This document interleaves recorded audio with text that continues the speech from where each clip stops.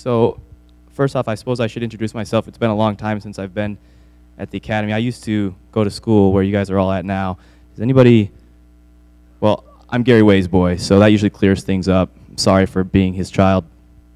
You can watch throughout this talk for vocab words. They'll get dropped every now and then. But I went to DAA, I graduated in 2008, and I had a great time there, so I hope you guys are too. I want to thank the praise team. Every time you guys sing, I know Jill the best. I'm not sure I know the rest of the praise team, so she always makes me feel like I could sing too. You know, if she's singing beside you, you think, wow, I sound pretty good. But next time I sing, I'll be reminded that that's probably not true. And I don't know if any of you guys were blessed this morning by Buell's talk, but I thank you, Buell. Brought tears to my eyes. And missions does that to me now. I found emotion in Cameroon, and I wish I hadn't, but it happened. And then every time I get a chance to talk about my experience in North Dakota, I have to throw out a big thank you. First and foremost to everybody that's not here that are members of this church that helped me go, but even more importantly to the Academy, because as many of you students might not know, I was sponsored by the Academy for my call. I was one of those sponsored calls where you have to raise all your money to go. And DAA paid for my food and my house. And even though the food was kind of lousy, I'm still appreciative because it's better than nothing. So thank you very much. My experience changed my life in a radical way.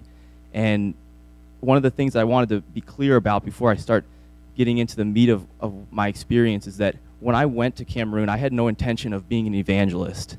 And I stayed true to that through the whole time I was there. I don't think I made a single convert, but God did. God made one. He converted me.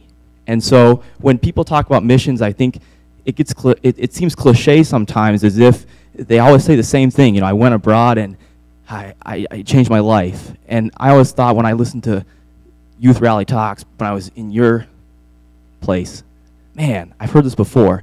Well, you're going to hear it again. That's what happened.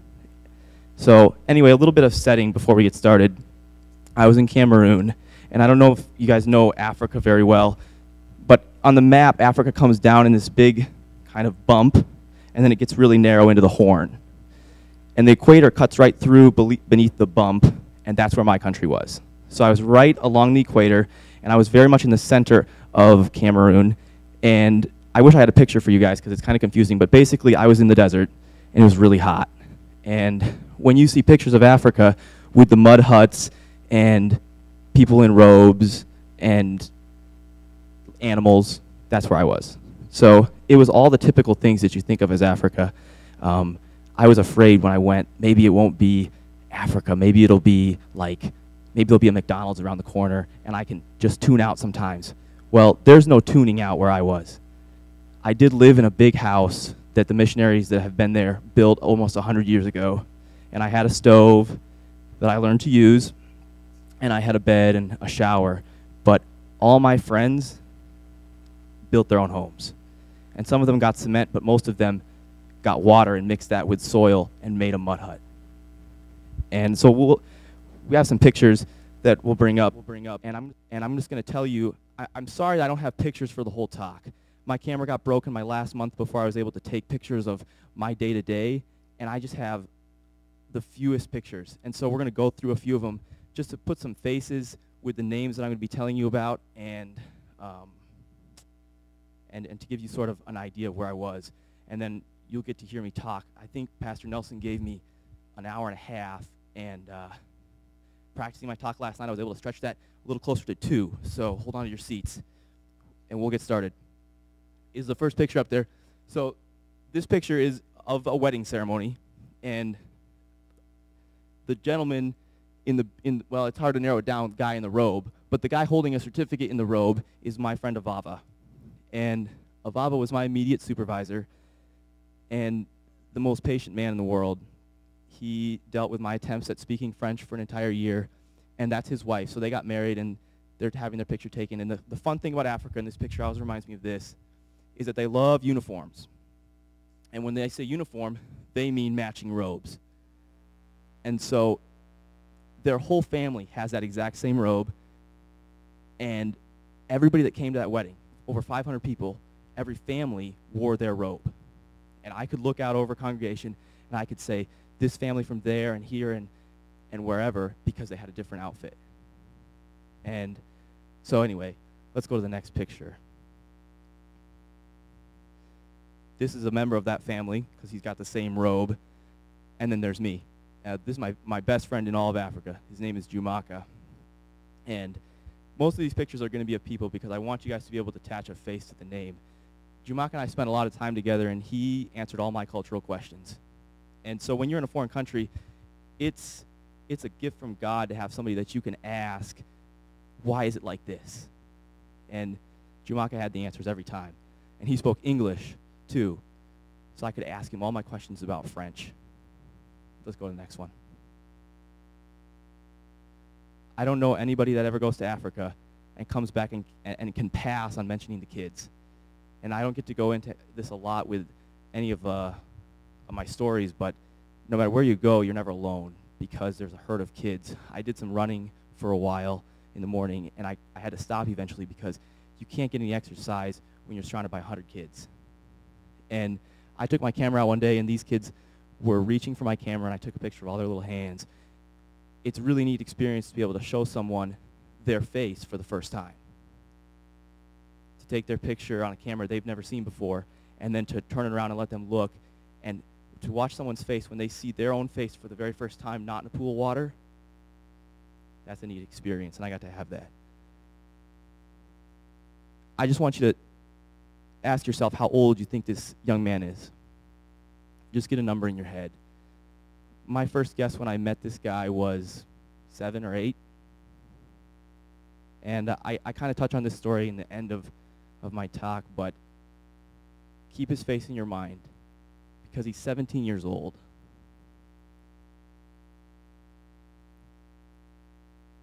That kind of says it all. So this is more about the uniforms. So my hospital, everybody had a uniform, and it was this beautiful orange outfit. I have one. It doesn't fit me very well. And one would think, that Africans wear robes so that they can stay cool in 110, 115 degree weather. That thing is like an oven. It is not a cool, there's no air conditioning in that outfit. And, but we all had one. And then I picked this picture too because what we've got here on the platter, that's not a cake or anything. That is a goat. And they prepared this goat by cutting its head off. I don't want to be too, this is a youth rally, so just hang in there. They cut its head off, they hollow it out, put a stick through its body, and then roast it for 6 hours over a hot bed of coals. And then they have a big feast for all the personnel at the hospital. We got together once a month, and as soon as the host, this is this man's house, so as soon as he had taken a leg off for him to eat, we just rushed the goat and just ripped the poor thing to shreds and ate our portion. And before I got to leave Cameroon on my last month, I actually got to prepare a goat the same way and share with all my friends. And that's a big deal in Africa, so it was really fun. And next slide. I don't have very many pictures of my house because, like I said, my camera got broken, but this is my room. And I had a nice little bed that caved in. You sat on it, and you could already touch the floor. So I put some boards across, and I had my mosquito net. It's incredible that a mosquito net can stop a mosquito, but not a lizard. And I think the most startling experience about sleeping in Africa is being woken up as a lizard walks across your face. Believe it or not, over time, you can learn to go back to sleep after that. And these are some of my Christmas presents. It was such a big deal for me to receive packages while I was over there. And I know DEA sent me a couple, and you guys nailed it. Somebody in your organization knows what missionaries are looking for because there was a lot of sugar. I was so desperate for sugar in Africa that I ate it by the spoonful. And I'll admit I did that before I went to Africa, and I just strengthened that habit there. But I loved, then that Reese's bar. That Reese's bar lasted me for 2 months, and I ate one packet, one Reese's cup of the 4 every day. I even have a video of me eating the first one, the first chocolate I had in 2 months. So, fun times. Let's go to the next one. So there are culture shock. issues when you travel. And my very first day, this is not my first day, I knew because Union College made me write a paper about Cameroon that I was going to have to hold hands with our guys. But when you learn that, there's a lot of questions that come up. For example, do you interlock fingers? What if they want to go pinky to pinky? Do you thumb to thumb, just like you do with your mom when you're a kid? Turns out there's no wrong answer. You can do all of the above. Here, we chose to go with the interlocking method. And we're walking back. This is my friend Hashi.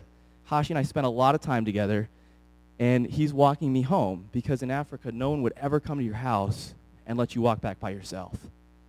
And so we're returning back, and I can only think of a few times when I was walking and spending time with my friends in my village where we weren't holding hands. And at first it seemed really weird, and now that I'm back, sometimes I awkwardly reach for people's hands. And I have to say, no, you're back. Anyway, next slide. This is Hashi again, and I took this picture so that you would know what the cups were. Tabby is going to speak this afternoon, and I hope everybody gets to come to that. But you can see Tabby's knees there in the corner. But Hashi served us all bouillie, and bouillie is the African French word for gross mush, and hardly anybody in the group of visitors could drink it, and I had lots of practice, so I got to drink 6 cups of it, because you cannot refuse an African.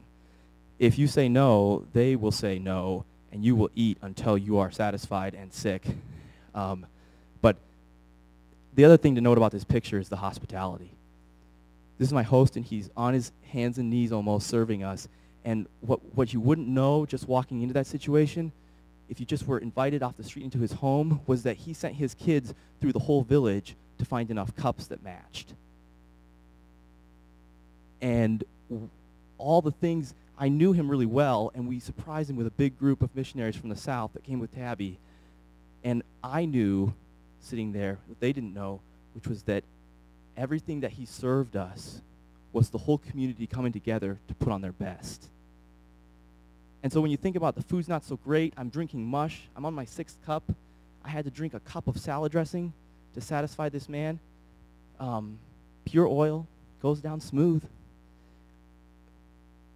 But the thing that I really don't want to forget is that he went to his utmost to make me comfortable. And that's friendship. Let's go to the next slide. I just included this one for fun. I'm slaughtering a chicken here. I mean, preparing a chicken. And it suffered a lot. I got to watch the wife of Hashi. This is his compound in his backyard. She prepared the first one. She cut his head off. And I thought, I can do that. And I had my big Cameroonian knife. And he said, oh, just put your feet on its back and just kind of saw away at the neck. Well, I needed like a chainsaw. That poor animal lived forever. But it tasted decent. I was privileged to, as an honored guest, I don't know if I can say this in a church, but I was privileged to suck the brain from its head as an honored guest. And then I got to eat the intestines, which had been tied into a knot and deep fried for my enjoyment. I don't know if there's any more slides. Is there one more? 2 more? Oh. For a while I had a cook because they told me that was the custom, and when I figured out that you can really live without one, I started to make my own food. And this is my attempt at making what I called their inedible mush. And mine was worse. I thought in some situations that it couldn't sink lower. I made it worse. It actually solidified the next morning into a cake, and I was able to eat it like a cake by slicing it instead of eating it with a spoon. I lost 20 pounds in Africa. So, is there another one too? I got to go to so many interesting cultural things. I got to go to dances where I actually got to dance in a circle and play African drums with a whole village. And I got to go to a tribal parade. And this is where I am right here. In the mountains in Cameroon, they still don't really have government like we think of it, or law. And so they're still divided into their traditional system of government. They've got chiefs, war chiefs, police, and enforcers. And this is the head of the police in my former cook's village. And he was very drunk and very happy to take his picture with me. And he's wearing a wig. That's not his actual hair. And you can't see it in the picture, but he's got huge gourds that he's tied around his waist. And we got to spend time together, and he let me take his picture, which was really special. I had to pay a big bribe to the war chief who hates Americans to be able to take pictures at all, so I try to make them count. Any more? Okay, everyone's got to see a house. This is what people live in where I was from. Now, some people have concrete houses, but most people live in a house like this, and this one is rocks all stacked up in a circle and then packed in with mud. And in the mountains where this is, they use a lot of rocks. In the plain where I actually lived, that would have been all mud. And they thatched that roof. A house like that will last about 3 years, which brings me to a shocking statement that a friend of mine told me. I asked him, what are you most grateful for, or what are you most disappointed in with the Western influence? And he said, don't worry about what I'm disappointed in. He said, the thing that we're most thankful for is cloth, concrete, education, and a system of law. He said, because we were colonized, as tragic as that was, we now have a material to build our homes that lasts over 100 years, instead of building our home from the ground up every 3. And so I always think about that when I look at the pictures of what everyone lived in. See if there's more. Great. I was given a goat. There's really no way to ease into this. Tabby and her friends and I went to this mountain village, and the chief was so disappointed that he couldn't eat with me and demonstrate his hospitality that he gave me a goat. And this was actually, I traded my goat at the end of the year for the goat that got prepared for my going away party, but I still chalk that up as the most unique experience of my entire life, was to be handed a goat from the chief of a village. And I got to tie the goat's feet together and carry it back down the mountain, something like for about a 3.5, 4-hour trip on a motorcycle with a goat across my lap, bleeding and screaming the whole way. Awesome. Anything else? Okay, this is the church. So the church has stood here in Koza, which is my village, for almost 100 years, and it's not going anywhere. This is the heart and soul of the community. Everything that happens at this church, and it's right beside my house. And the singing group's practicing around the clock. Not right now when I took the picture, but Saturday morning it starts about 5 a.m. when you want to rise and shine anyway, because it's getting light, and they never stop. And this is where I practice with my choir and did everything. So I wanted to show you where they worship there. Next slide. And I think this is the last one. If it's not, maybe we'll make it the last one. I took a trip with the choir, and we got to travel 8 hours or 9 hours in a bus together. This is an 18-passenger bus with 25 people in it. And when I started to, kind of suggest that it was a bit tight, they said, oh, we're just so grateful we didn't have to put 30 in. And what they do is that there's the narrow space where you can scoot in a small bus like that to get into the next aisle. They actually make a little bench and put it in there so that another person can sit. And so you got a 3-person row with a minimum of 5 people. And because I was the honored white guy, that's what they called me. I'm not saying that in any negative way, but because I was a guest, they let me sit in the row with only 4 people. And I even got to take trips in buses just like this, where you do an air chair. I don't know if your teachers still punish you with these, but you have to sit against a wall like this and just hold yourself. We called it air chairs in academy. So you do an air chair against the seat in front of you and scissor your legs in with the person actually sitting in the seat. And I have been on bus rides in Africa where we were on a bus for upwards of 12 hours, and people sat like that, never moved, never broke a sweat, and never complained. It's an example to me, over and over. Anyway, I want to pray with you, and then I'll tell you a little bit more about my experience. Father in heaven, thank you for the opportunity to be here in Bismarck. Thank you for each one of the young people that are here. Thank you for each one of the not young people that are here. And thank you for being here yourself. I just want to invite you to be with me as I speak, to stand in front of me so that the words that I say get filtered through you and reach these young people and everyone that's here today as your message and not mine. Bless each one of the people that came here, bless them in their afternoon activity, and show them that you have an interest, an active and personal interest in being their friend today. Thank you for your love and your active influence in my life. Amen.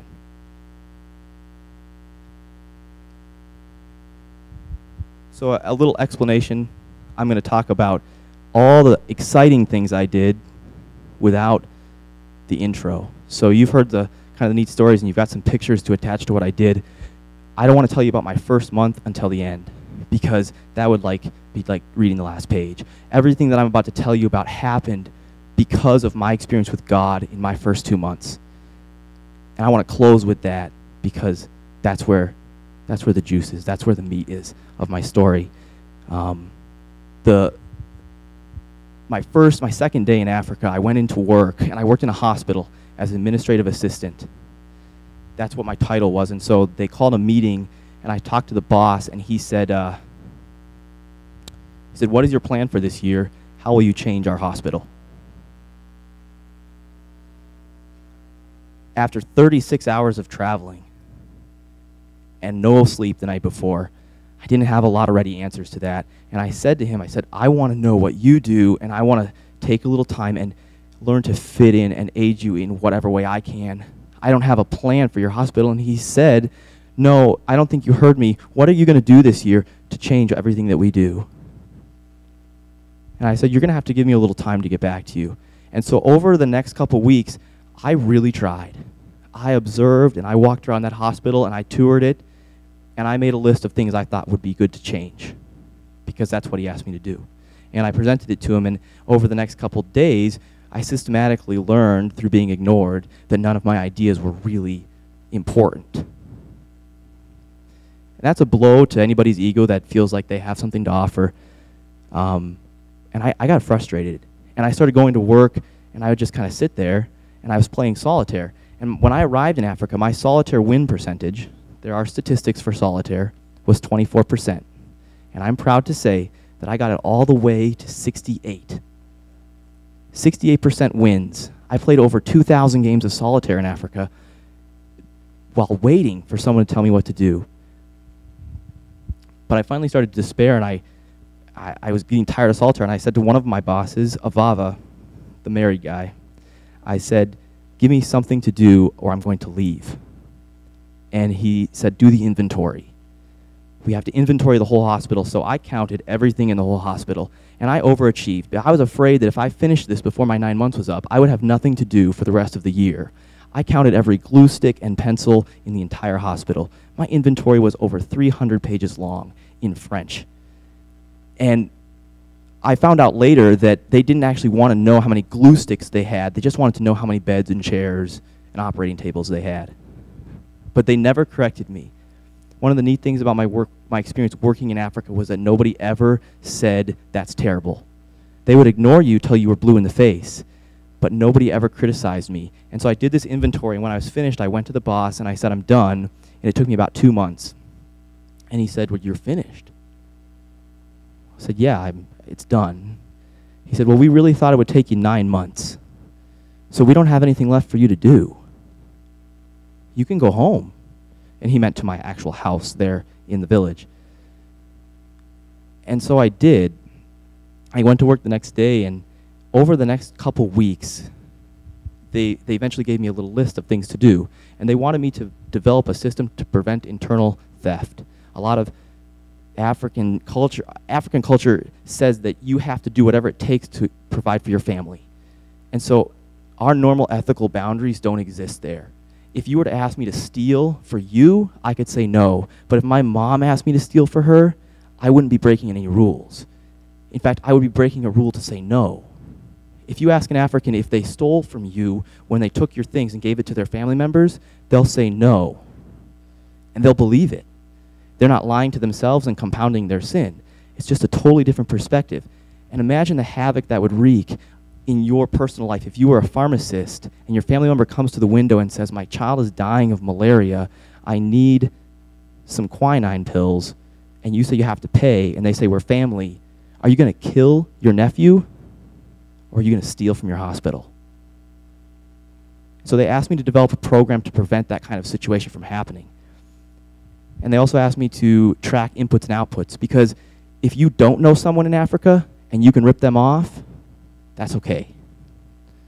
So if you're a supplier and a hospital calls you and says, I'd like to buy 50 bottles of milk, and you can deliver 49, get the receipt and leave, you're a good businessman. You're not dishonest. You played the game right.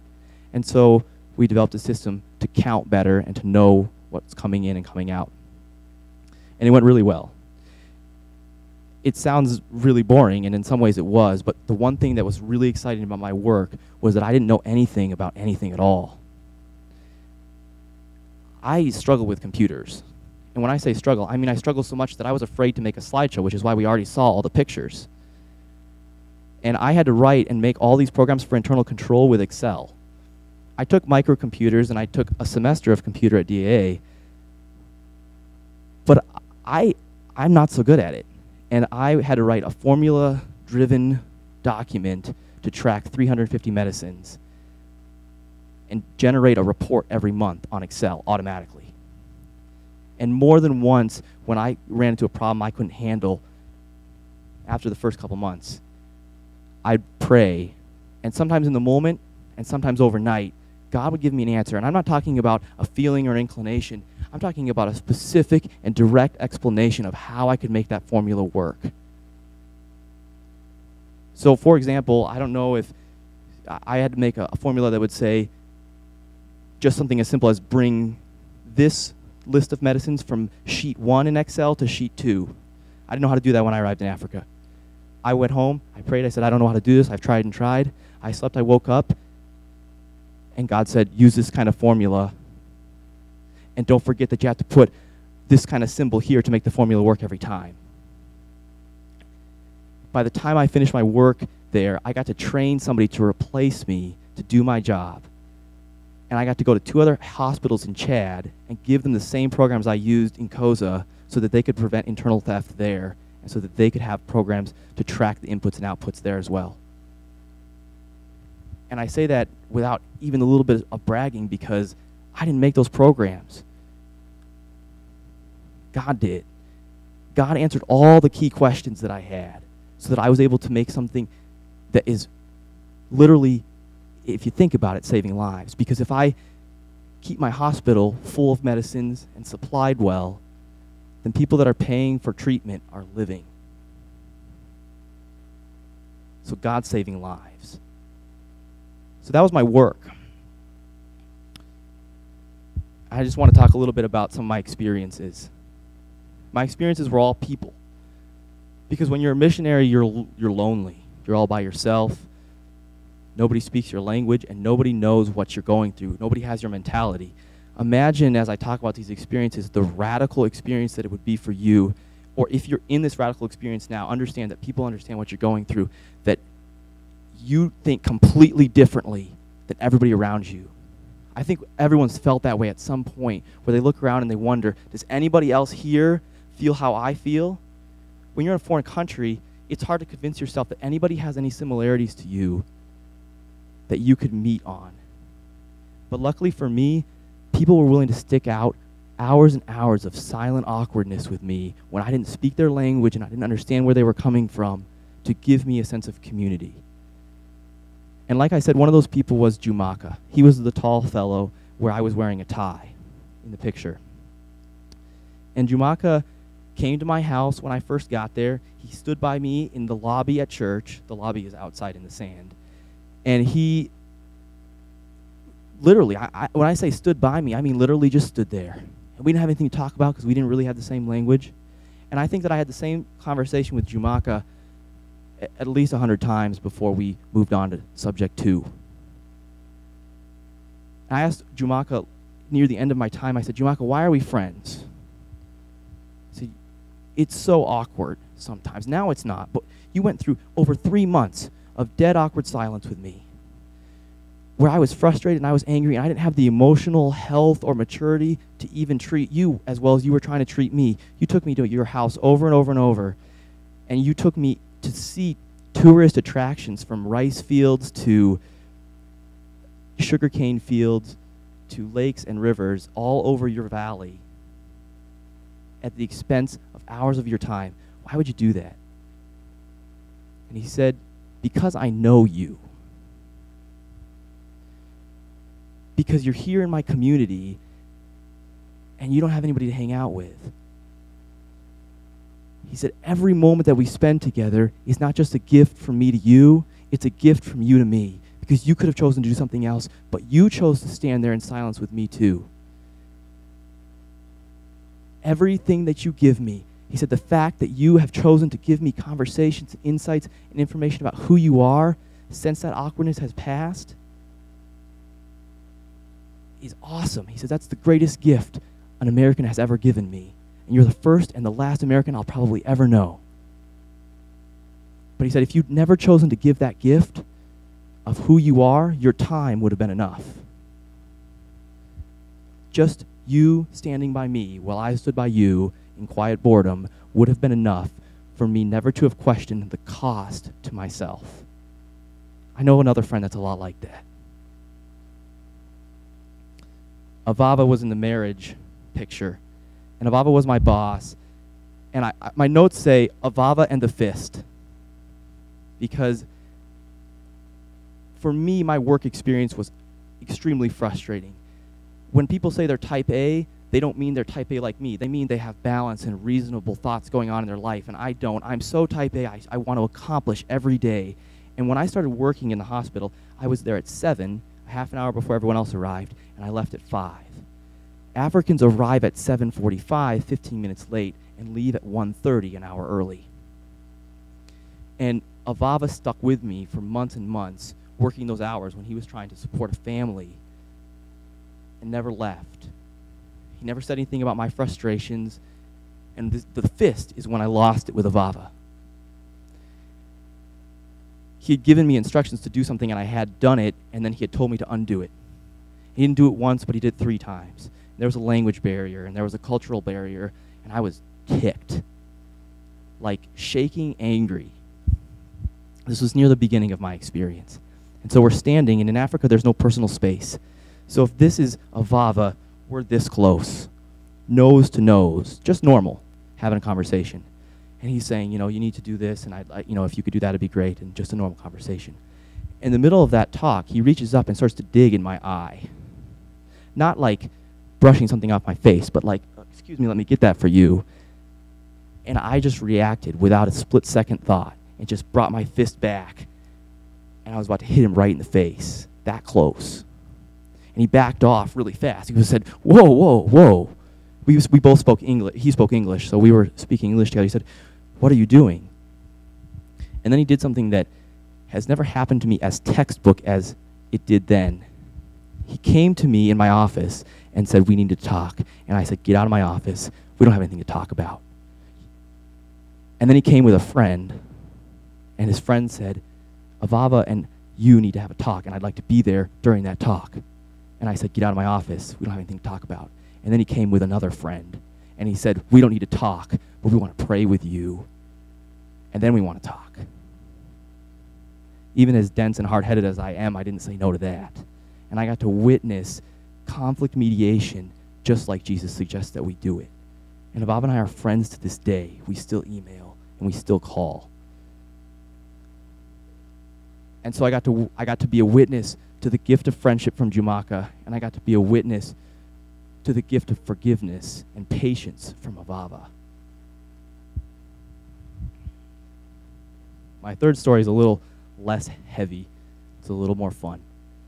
I was in a choir, and as I implied from what I said about Jill's and her praise group's awesome performance, that I don't sing well. And I dance worse. And Africans sing and dance really well. And they said, you got to be in our choir. The last student missionary was. So I was. And they always dance like this. I could do it now. Oh, feel the groove. But I couldn't do it then. And we went to this concert. We drove 8 hours. We got to this place called Kusuri. It's right on the border of Chad. And most of the times when I traveled, I was in places where they'd seen a white person before or an American before. Because even if you look like an African, if you're in Africa, they know you're not from there. And they will point you out. But in this community, I was brand new stuff. I was the first episode of the first season of the first show ever made, and I was big news. And we're sitting on Friday night in the church, and I'm going to translate what they said in French. And when I say I'm not exaggerating, I promise I'm not. This is literally the announcement that happened. Welcome, everyone. As you've noticed, we have the choir from Kusuri, or we have the choir from Koza that's come to sing with us. Everyone knows about the Koza choir. They're great, and we're so lucky to have them. Additionally, many of you have noticed that they have a white. He's white. He's here. He's going to sing and dance at the same time in our church tomorrow night. He's white, and if you didn't hear me the first time, let me repeat it. He's going to sing and dance at the same time in our church. When I tell you you don't want to miss this, I'm dead serious because he's here, and he's white, and he's going to do it. He's going to do it loud. Bring your family. Get in touch with your neighbors. Call your friends. Do not miss this chance because it's never going to happen again. White man in the house, singing and dancing simultaneously. Be there. I've never been so nervous in my life. I have videos of my attempt to dance and sing at the same time. And everybody else is just loose and limber. And they're like popping and locking, and they look great. And I'm in the back row thinking hard, singing in a native language, right? Not in French, not in English. I'm singing in Mafa, which is their language. And I'm doing this dance. And they surrounded me. My choir had the decency to put me in the middle of their choir so that people wouldn't be able to get to me. But the audience didn't care. They came right out into the audience. They didn't hesitate. And they got right in my face with a camera. And they videotaped me, eyeball to eyeball. And that would be hard with one person. But with 6 video cameras right there, I thought I was the Queen of England. I felt like Princess Diana. And I wanted to die. Bad joke. It was excruciatingly awkward. And then I got into it. And I figured, no matter how badly I dance, I'm the first and the last. They've got no comparison, and they're going to think it's great, and I'm going to bust loose. And I did. And then after our concert, all the little kids get together, and the musicians keep playing, and the kids dance all night. And I didn't manage to stay up all night, but I got to dance with those kids all night long in their square outside under the lights, and they have the coolest moves. And so I did the same thing that I did at prom. I watched everybody else that tried to do what they did. So I'd watch a little kid, and one of their favorite moves is like this. But they keep their feet going, too, at the same time. And so I would watch a kid do that, and then I'd try it, too. And pretty soon, the whole group, we'd be dancing. It was awesome.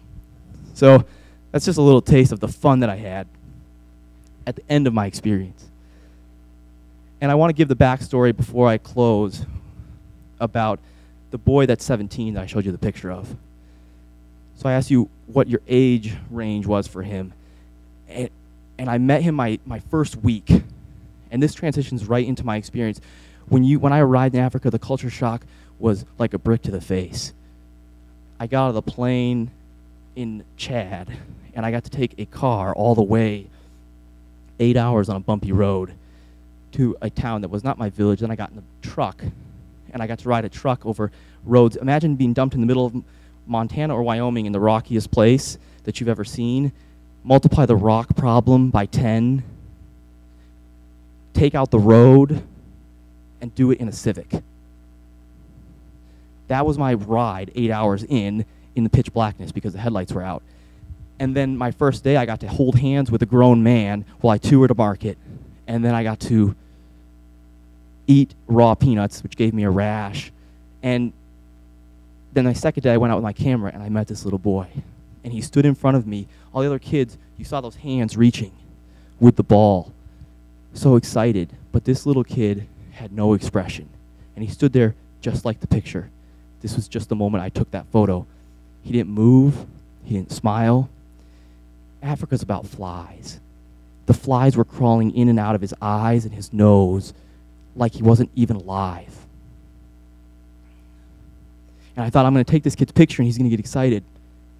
I took the picture. I asked him if he wanted to see it, and he didn't even respond.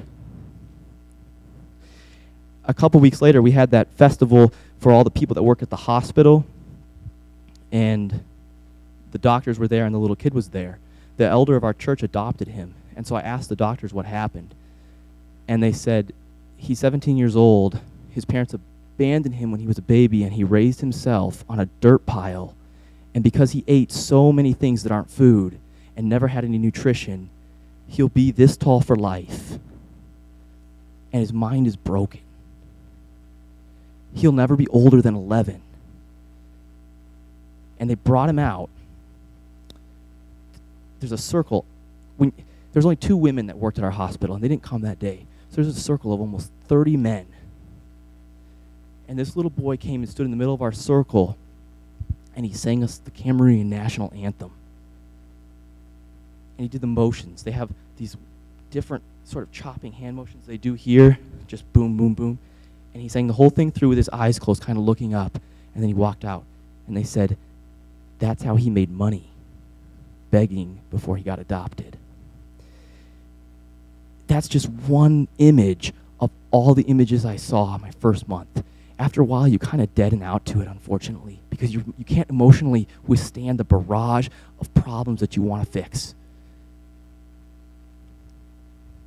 So that's the first feeling you get in Africa, and I'm going to wrap it up here pretty soon. So you're overwhelmed by the need, and then you're overwhelmed by your own need. I'm a really social person, and I love people. And I was so shy when I got to Africa, and I was so overwhelmed by the fact that I didn't speak the language, and I didn't understand the culture, and I was making mistakes left and right, that I did exactly what my missionary preparation class said not to do, and I kind of stayed in my house. I didn't really talk to people. And time started to slip away, and I had been in Africa for over a month and a half, and I was starting to lose it. Think about all the fun experiences I just shared, all the weird food and all the feasts and all the dances that I got to go to. That was the end. That was the result of what happened in my first 2 months. I started talking to myself, and I don't know, there's nothing wrong. If you talk to yourself, don't judge yourself too harshly because of my experience. There's nothing wrong with it. But I started talking to myself in a little bit more of an extreme way. I was having conversations that were really old, that were word for word. I have a good memory for conversations, and I was going back to all the happy moments in my life because I was so unhappy. I was going back to smells. I was going back to things I'd seen. I've relived the moment when you jump on a wakeboard to cross the wake and you coast down on the other side. I relived it so many times for just a moment where I felt pretty good that I almost got to the point where I thought I was there. And I was at work one day, and I was sitting there playing solitaire and thinking and realizing that I hadn't had a conversation other than hello, goodbye, or physical contact that exceeded a handshake in over a month. And I hadn't had a package because there's a 2-month delay. I hadn't had a phone call because it didn't work. And I hadn't emailed yet because I couldn't figure out the internet. And my boss came in, and he normally would just come in really quick. He's a very busy man. He talked to the accountant who shared a desk with me, and then he'd leave. But this time he stopped, he patted me on the shoulder, and he said, "We're really happy with what you're doing here." And then he just walked out. And I had to follow him out because I was crying. Because it was the first time somebody had touched me in so long that it overwhelmed me in the moment. And that was the moment that I remember that I credit with letting me know that I had to do something to change the cycle that I was in, because I still had 9 months to go. I had 7 months to go at that point. I had over 7 months to go, and I knew I had to change something about how I was doing my year. And I went home, and I spent the whole afternoon kind of pacing in my house and thinking through all the things I could possibly try. And then that evening, after the sun went down and it wasn't so hot outside, I went for a walk. It was dark. And picture this, the only white guy in a 100-mile radius walking along in a full-on conversation with the voices by himself.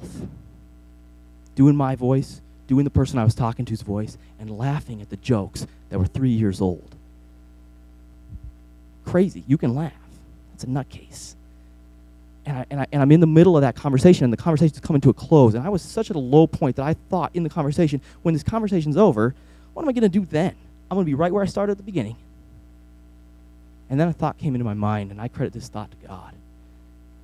It said, if you started talking to yourself, if you started talking to me, if you started talking to Jesus, would you be any crazier than you are right now? Would you have sunk any lower? One of the things I forgot to say at the beginning of this message was that when I went to Cameroon, I wasn't a Christian in the technical sense. Or rather, I should say, I was a Christian in the technical sense. I had the stated belief. Jesus died for my sins, and I accept that. But my relationship with Christ didn't go any further than that.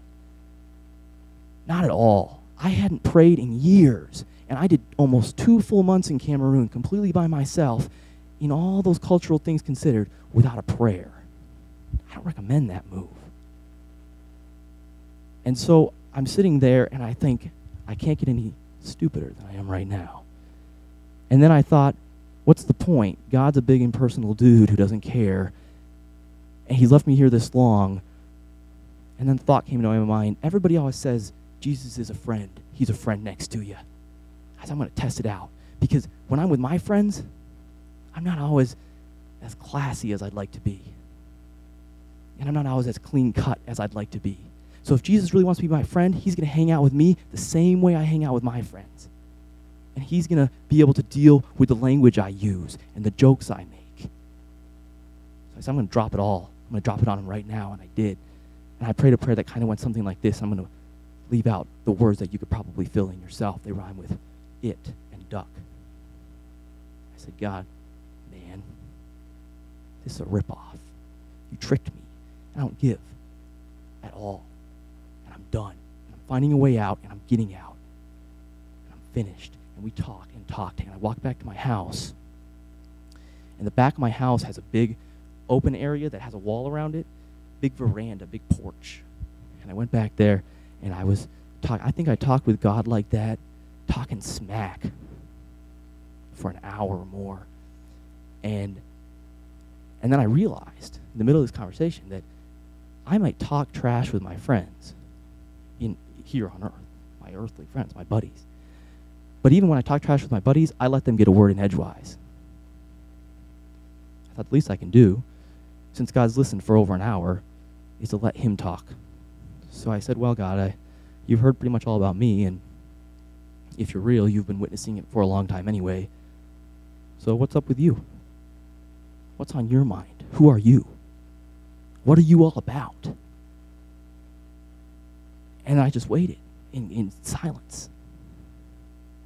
And I don't like to use the word audible voice, but I do like to use the expression, I have no doubt. That God said, well, I'm love. It's what I'm all about. It's what I do. I'm a lover. Every day. And then the part that shakes me up to this day, he said, I love you. I've been in Cameroon long enough at this point that I was pretty used to holding hands. I said, God, if that's true, you'd hold my hand. And he did. And we walked inside together, and it occurred to me that maybe God's American, and he doesn't hold hands with other dudes. And I said, well, God, when I'm in these kind of moments with my buddies, we put our arms around each other. And I stood in my living room with my arm around God for long enough without my arm getting tired that I know he was there.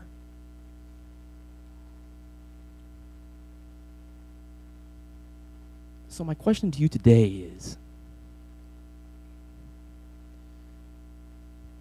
how do you know God?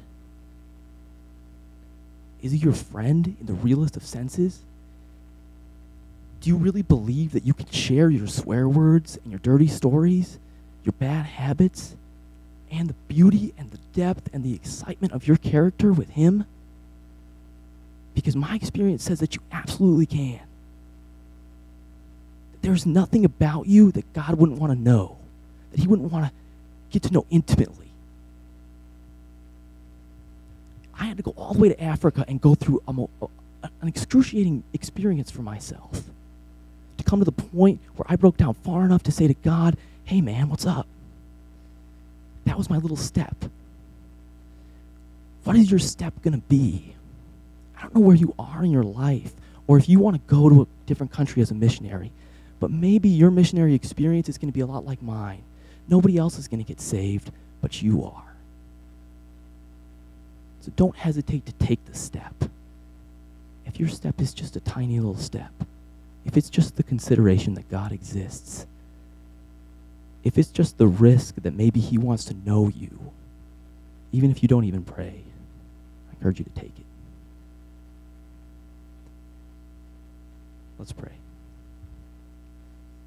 Our Father in heaven, or maybe I should say, what's up, man? Thanks for being here this whole time that I got to speak. Thanks for joining me this morning, hanging out with me all through the service. Thanks for eating with me at potluck. Thanks for knowing me inside and out. Thanks for not caring the words I use or the step I take to reach you and know you and to allow you to know me. Let's keep hanging out. Let's keep spending time because it's worth it and it's been awesome for me. So thanks for being the best friend I have. Amen.